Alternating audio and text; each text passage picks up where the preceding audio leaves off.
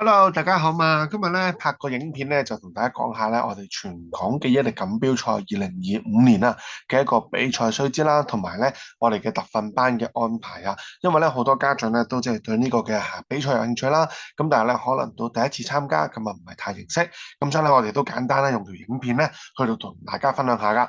咁啊嗱喺呢個嘅比賽入邊咧，其實所有嘅資訊咧都已經喺網上面咧，比賽主辦方咧已經係公布咗噶啦。包括咗佢哋嘅日期時間啦，咁就係5月1號2025年嘅，咁啊當日咧係紅日嚟嘅，咁所以應該咧各位爸爸媽媽咧都能夠同到小朋友咧係一齊出席噶，咁啊時間咧就係9點半啦，去到晏晝嘅1點鐘，咁啊係留意翻咧係要預留翻成個嘅時間噶，因為由比賽啦去到頒獎啦，各樣嘅活動咧都會係一日入邊咧去到完成晒噶啦，咁啊地點咧就會喺觀塘嗰個嘅地方上面去到進行嘅，咁到時咧9點半我哋帶翻小朋友去到報到啦，跟住咧睇翻比賽嘅一個嘅流程啦、安排啦，跟住最尾參加埋呢個嘅叫做頒獎嘅儀式咧就可以噶啦。咁啊嗱，截止報名嘅期時間咧就係4月26號啦。咁啊，所以咧其實時間咧都仲有少少嘅。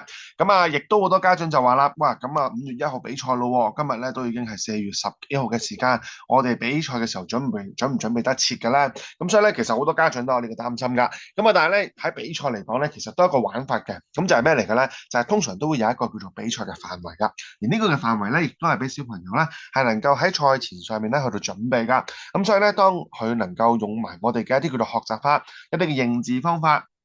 其實咧，講緊認字係絕對足夠時間去到準備晒㗎，咁所以咧亦都唔需要特別太擔心。就算我真係4月26號先至報名參加比賽，哇！我仲有27、28、29、30，係咪？其實仲有幾日嘅時間咧，我去到準備都仲係綽綽有餘㗎。因為點解啊？因為我哋講緊用方法之餘，我哋係針對緊一個叫做比賽嘅一個範圍而去到學習。咁所以其實學習嘅效果、學習嘅速度咧係可以十分之快㗎。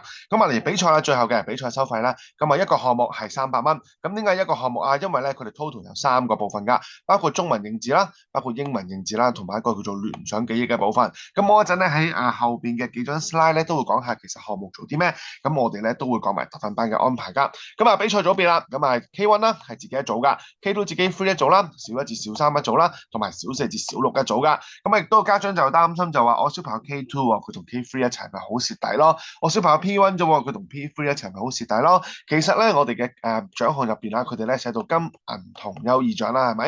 咁其實咧每個獎項咧，我哋都係根據一個叫做分數而去到得獎噶。咁所以意思就係乜嘢啊？其實每個小組入邊都可以係好多個金獎，好多個銀獎。咁所以呢一個咧，亦都唔需要特別太擔心噶。其實比賽入邊咧，係俾小朋友感受一個叫做環境氣氛之餘咧，其實就係自己係咪成績能夠攞到幾多，最後對應一個叫做獎項而去到頒發噶。咁所以如果小朋友啦有興趣參加中文認字嘅，可以淨係報考中文認字呢個比賽項目，亦都可以同時間報考晒3個嘅一個比賽都可以嘅。咁所以咧收費入邊咧，咁啊主辦單位咧就會有個優惠啦。咁啊一個項目300蚊，第二個項目咧如果同步嘅話咧，只係需要加多100蚊。咁所以如果3個項目都真係玩晒嘅時候咧，咁就係300加100加100，即係 total 500蚊嘅地方啦。咁所以入邊咧佢哋都有寫到啦，係全部都會包含咗一個叫獎牌費用啦、證書費用噶啦。咁所以咧已經係冇額外嘅一個費用需要去收取噶啦。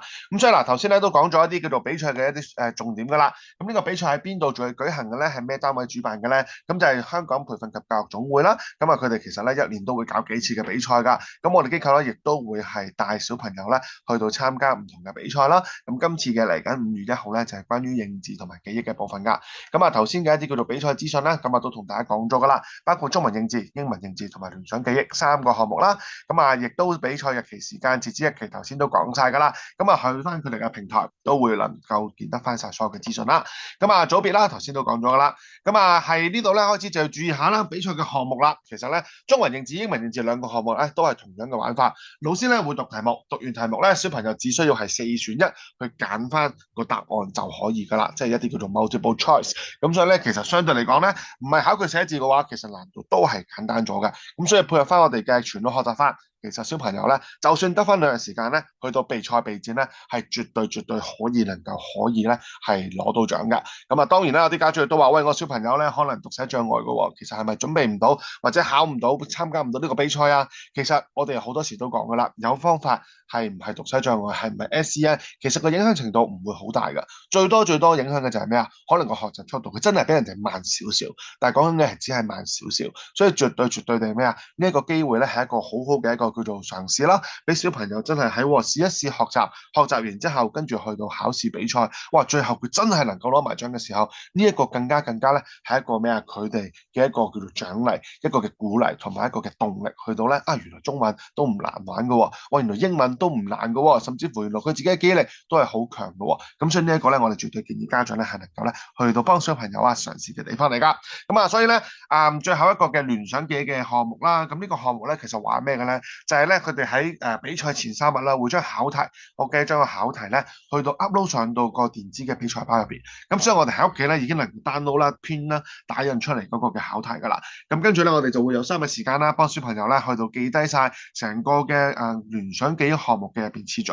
咁所以咧，如果 K1 的話係20個圖像嘅，咁20個圖像我哋只需要咧同小朋友背誦咗佢、記咗佢，跟住咧去到比賽嘅場地嘅時候，就會用翻排次序啦，或者寫工作紙嘅形式咧去到作答翻。咁最後睇翻個正確次序有幾多個，咁就能夠咧最後能夠攞到個獎㗎啦。OK，咁所以咧其實考試嚟講，OK 呢個比賽咧絕對唔係一個好難嘅一個考試啦。咁所以咧只需要咩？我哋能夠明白個規則，跟住用對方法，其實小朋友絕對能夠係可以咧係參加到佢噶。而記住亦都係乜嘢啊？唔好標籤咗小朋友佢係唔係 SEN，因為有方法嘅嚟講嘅話咧，其實問題咧就冇噶啦。咁所以咧希望能夠亦都咧透過呢個嘅比賽，我哋咧所以亦都會再去到咧叫做準備咗一啲嘅特訓班，所以俾一啲嘅同學仔啦能夠想玩但又擔心嘅時候咧，亦都可以去到我哋呢一邊嘅機構當中咧，去到參加特訓班，去到做訓練。訓練完之後咧，亦都可以嘗試下就係比賽嘅感覺，同埋咧可能咧好彩嘅時候，亦都會攞到獎，係俾到小朋友咧一個好大嘅鼓勵啦。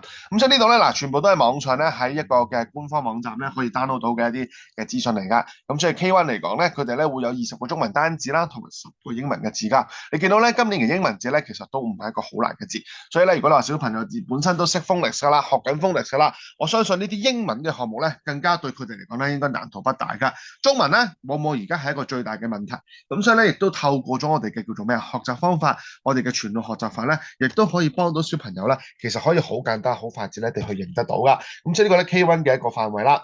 咁好啦，去到 K2 咯，K2 咧嗱，記住咧，我哋嘅叫做字表啊嚇，主辦單位嗰邊咧係講緊係累積上去㗎，即係咩意思啊？K2、K3 組別咧係要同時間認識咗 K1 嘅字表之餘，再加呢個 K2 至 K3，所以 total 中文咧係會有30個字啦，英文咧係會有20個嘅字啊。咁所以呢個咧就要係留意少少嘅地方啦。咁所以嗱 P1 至 P3 同樣啦，咁所以佢哋咧係要再累積，再加多10個中文，再加多10個英文咁樣嘅意思㗎。而最後一組啦 P4至到 P6啦，同樣都係啦，我哋係咩啊？中文同英文都係再各加多10個字嘅。咁所以呢個咧亦都係大家要叫做注意少少嘅個情況啦。OK，咁即係喺字表嚟講咧，因為網上都有，我就唔特別多詳細去到講解啦。咁所以呢個表格咧，亦都幫大家 summary 咗咧，我哋即係喺每一個年級每一個小組入邊咧，嗰個嘅叫做量數係幾多。咁所以到時嘅考試最後比賽咧，咁我哋咧跟翻答案去到4選1，聽翻老師講翻，跟住最尾揀答案咧就可以噶啦。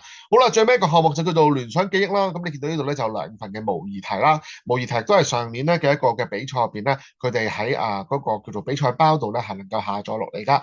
咁所以你會見到呢度就排列啲次序由上至下左至右咧1至50嘅一個排列。咁所以咧我哋睇翻每一個年級入邊嘅數量係唔同嘅。咁但係我哋就幫佢做翻一個叫做記憶嘅順序啦。咁最尾咧就用翻排次序或者寫答案嘅一個方式去到作答翻就可以噶啦。咁所以咧嗱 K1 組咧只係有20個圖嘅啫。咁跟住啦 K2 至 K3 30啦，跟住最多嘅 P4 至 P6咧係50個。咁所以就考小朋友咧去到記得完之後咧就翻嚟喺比賽當日咧就作答翻就可以噶啦。咁所以咧嗱喺比賽入邊頭先都講晒啦，有冠亞季同埋優異啦，咁亦都有獎牌啦，呢個係獎牌同埋證書咧係會有噶。咁啊所以咧亦都係建基於喺呢個比賽嘅形式入邊咧，我哋嘅機構啊亦都會提供咗一個叫做比賽嘅特訓班。咁所以我哋咧叫做1+3+1嘅一個叫做成個嘅比賽特訓班系列噶。咁所以呢個系列咧我哋講緊係咩嚟噶啦？就係包括一堂我哋叫做聯想記憶嘅項目訓練啦，同埋一堂嘅英文認字嘅項目訓練咧，兩個都係 Zoom 班嚟嘅，咁所以家長可以自己聽啦，同小朋友一齊聽啦，亦都可以嘅。咁但係如果錯過咗 Zoom 啦，咁點算啊？咁我哋都會係錄咗影片嘅，咁所以咧，如果你話當天能夠時間安排到嘅，就會一齊參加 Zoom 嘅直播啦嘅 live 啦。如果唔係嘅，就要睇翻後邊嘅預錄嘅課程噶啦。咁但係中間嘅中文認字項目咧嘅實體訓練嚟㗎，咁呢個咧就係針對翻小朋友上堂啦。咁啊係會3堂嘅實體上堂，咁所以咧3個項目入邊咧，中文應該係最難，所以我哋咧就會係幫小朋友咧親身地去到完成，亦都係無論邊一個組別都好啦，3堂入邊已經係能夠咧可以去到參加比賽噶啦。咁啊上一年咧我哋亦都派咗9個同學仔去參加啦，咁啊當時嘅成績咧其實都算唔錯噶，咁啊18金6銀同埋3銅嘅成績，咁所以咧亦都係大家咧可以去到即係俾小朋友啊去到挑戰下自己，嘗試下自己，亦都係幫佢改變認知啦，改變一個記憶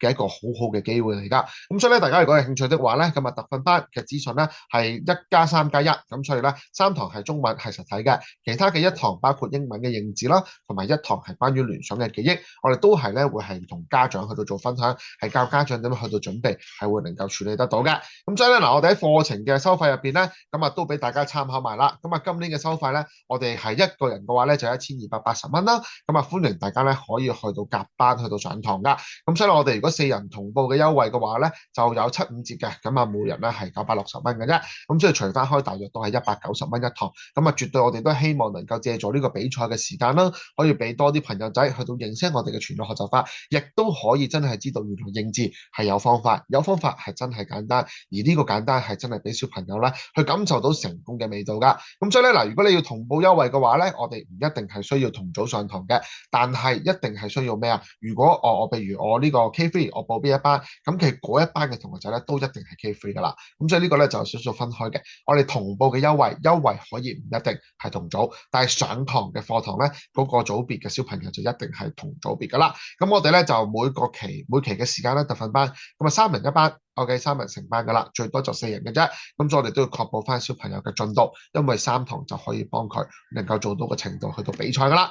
咁所以咧嗱，時間嘅話咧，其實都已經係冇乜噶啦。我哋都盡量啦，去到即係左攝右攝安排導師安排時間咧。咁啊最尾咧，我哋能夠依度餘下啦，有一啲嘅時段。咁所以咧嗱，我哋就採取先到先得，我哋就冇指定邊一個時段係邊一個年級啦。咁所以如果你見到嘅熒光幕前面嘅時間唔知去到幾多號噶啦已經，咁你睇翻，如果你譬如我當 Class B 嘅4月18、19、20號我都得閒嘅，咁你就要睇翻1、2、3、4、5、6嘅時段啦，咁亦都要睇翻已經有冇係成咗班噶啦。所以如果人哋咧已經我已經要攞咗 K1 嘅我要報 Class B 嘅 B4 時段，咁我哋咧全部就會係咩啊？K1 就會係 B4 嘅時段噶啦。咁所以咧其他 K2 啊 P1 啊個人嘅小朋友咧就要揀其他嘅時段噶啦。咁所以我哋採取先到先得嘅一個形式啦，去幫大家安排呢個嘅課堂嘅。咁所以咧嗱，我哋亦都盡量咧，亦都係將所有嘅時間咧去到幫大家去到處理。咁所以咧，大家就盡早安排啦。安排咗之後咧，亦都可以喺我哋群組當中咧，同大家去到組班啊、夾班各樣嘢，等大家可以方便安排噶。係唯獨是留意下最尾噶啦，Class E 咧，亦都係最尾咧，我哋要係個咩咧？一個嘅時間咧，你見到我哋係有唔同嘅。咁所以咧，4月26號咧，我哋會係上2個鐘；4月27號咧係上1個鐘嘅。咁所以咧，呢個班咧就會有少少特別。咁如果唔係咧，其他班都係3天，每天各1個鐘頭嘅。咁所以會唔會影響效果？絕對唔會，但係必定需要乜嘢啊？小朋友翻屋企都要少少嘅溫習嘅。咁所以咧，我哋期望大家可以咧去到透過我哋嘅特訓班，亦都可以咧幫小朋友提高咗佢嘅認字能力之餘啦，參加比賽只係一個乜嘢啊？額外嘅挑戰，俾小朋友能夠可以成功去到感受下認字嘅感覺嘅啫。咁所以大家如果有任何問題嘅話咧，亦都可以喺我哋嘅群組啦當中咧去到問我哋嘅問題，亦都喺群組當中咧去到同其他家長啦去到夾一夾班、夾一夾優惠嘅。咁啊，絕對歡迎大家去到透過參加我哋嘅特訓班，再去參加比賽。我哋希望大家都能夠有個好嘅成績，亦都希望能夠透過呢個嘅少少嘅環境、少少嘅挑戰，俾到小朋友即係對於中文、對於英文、對於記憶力入邊咧有一個更加好嘅動力啦。咁我哋咧喺特訓班度再見大家啦，拜拜。